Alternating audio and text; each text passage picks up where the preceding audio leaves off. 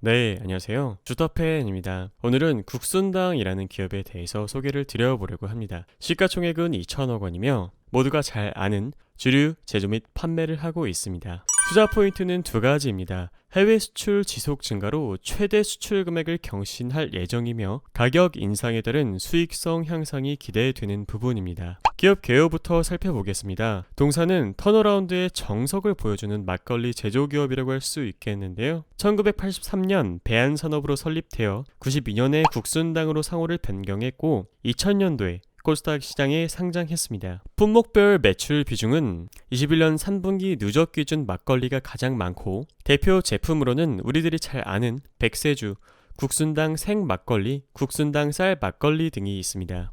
국순당은 2010년대 초반 막걸리 열풍 이후 매출이 지속적으로 감소하여 15년 그리고 19년에 5년 연속 영업적자를 기록했었는데요. 이후 엄격한 비용 통제를 시행, 2015년 64% 46%였던 매출 원가율과 판관 비율을 20년에 현저하게 낮추는 데 성공했습니다. 여기에 자회사 지엔텍 벤처 투자의 투자 실적 호조로 인한 금융 수익과 본업 회복이 맞물리며 2020년 흑자 전환하며 완벽한 턴어라운드에 성공했습니다. 다음 키워드 해외 수출 지속 증가, 최대 수출 경신이라는 키워드인데요. 연간 및 분기 기준 최대 수출이 예상됩니다. 국순당의 21년 3분기까지 누적 수출 금액은 83.2억 원으로 최대 수출을 기록한 20년 79.4억 원을 3분기 만에 넘어섰고 그 이유를 보니 국순당의 공장이 위치한 강원도 횡성군에 21년 4분기 기타 발효주 수출 금액이 사상 최고치를 기록했기 때문이라고 합니다. K푸드에 대한 관심이 높아지고 있죠. 저도주 선호 트렌드로 과일 막걸리 수출 증가가 주된 이유라고 판단됩니다. 실제로 3분기 누적 기준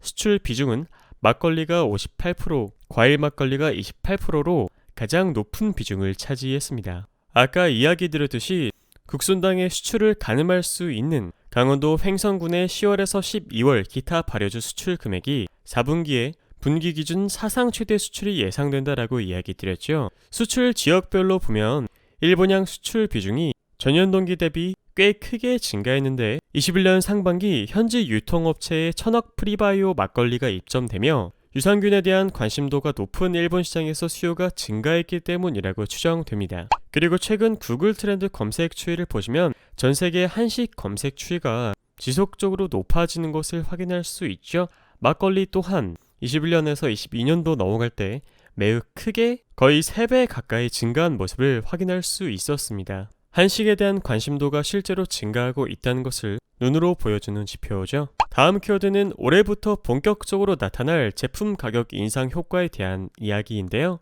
국순당은 21년 12월 쌀막걸리를 비롯한 주요 제품의 가격을 9.9%에서 25% 정도 인상했습니다. 이로 인한 수익성 개선 효과가 올해부터 본격적으로 나타날 것이라고 전망되는데요. 국순당뿐만 아니라 막걸리 제조기업들이 전반적으로 가격을 향상시켰습니다. 그 이유를 보니 실제로 막걸리의 주 원료로 쓰이는 쌀 가격이 국내산 20kg 기준 5년 사이에 무려 약 56%가 증가하며 막걸리 제조기업 수익성에 악영향을 미쳤었다고 합니다.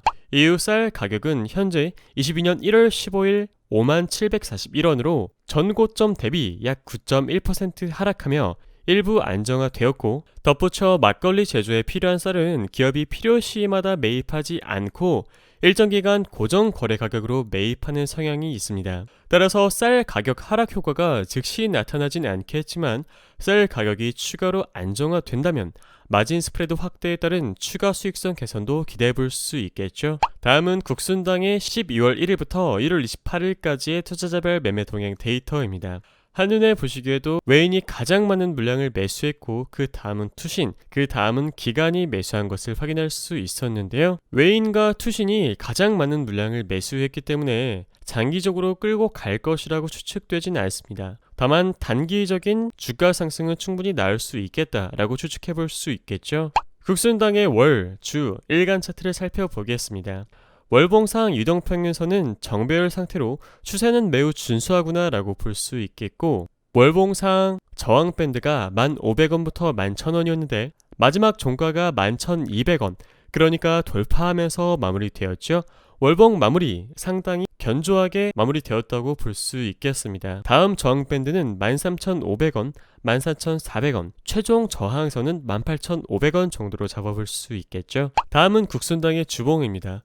주봉 이동평균선 역시 정배열 상태로 추세가 상당히 견조하다라고 볼 수 있겠고, 주봉상 저항선은 12,500원으로 오늘날의 가격으로부터 약 10% 위 정도라고 볼 수 있겠습니다. 주봉상 최종 지지선은 1,500원이며 해당 가격을 이탈할 경우 비중을 줄이거나 축소할 수 있겠습니다. 마지막으로 국순당 일봉입니다. 여기서 상승하려는 모습을 취했으나 11,000원이라는 저항에 밀려 주가는 여러 번 돌파를 또 시도했고 글로벌 증시 하락에 밀렸지만 다시 또 시도하려는 모습을 보여주었고, 결론적으로 전 거래일 종가 11,200원에 마무리하며 돌파했다라고 볼 수 있겠습니다. 그렇다면 오늘날의 자리부터 신규로 진입할 수 있을까요?에 대한 부분이 궁금하실 텐데, 소액으로 나눠서 접근한다면 충분히 신규 진입이 가능하다라고 추측되고, 그 첫 번째 근거는 여기서 발생했던 거래량에 대한 빠져나오는 매도 물량이 발생하지 않았으며 1,500원부터 11,000원 저항 밴드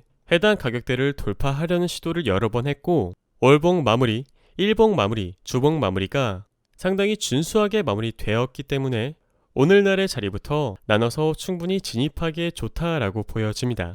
오늘의 간단한 결론입니다. 동사는 외인, 기간, 연기금의 지속적인 매수세가 돋보이며 상승 여력은 10%, 많게는 플러스 30%까지 열어둘 수 있겠습니다. 다만 리스크를 최소화하여 늘 안전하게 분할해서 접근하시길 바랍니다.